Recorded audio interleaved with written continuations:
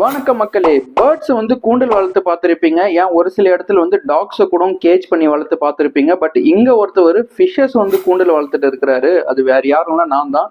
அதுக்கான ரீசன்ஸ் வந்து இருக்குது. ஸோ இப்போ வந்து என்க்ளோஸ்டா வச்சிருக்கிறதால ஃபிஷ்ஷஸ் வந்து ஜம்ப் பண்ணாது. ஆல்ரெடி நம்ம ஒரு பேஸ்கெட் வச்சிருக்கிறோம், ப்ரீடிங் பேஸ்கெட்டு. ஸோ அதுக்குள்ள வந்து ஃபிஷ் குட்டி போட்டதுன்னா குட்டிங்கெல்லாம் வெளியே போயிடும் அந்த ஹோல்ஸ் வழியா.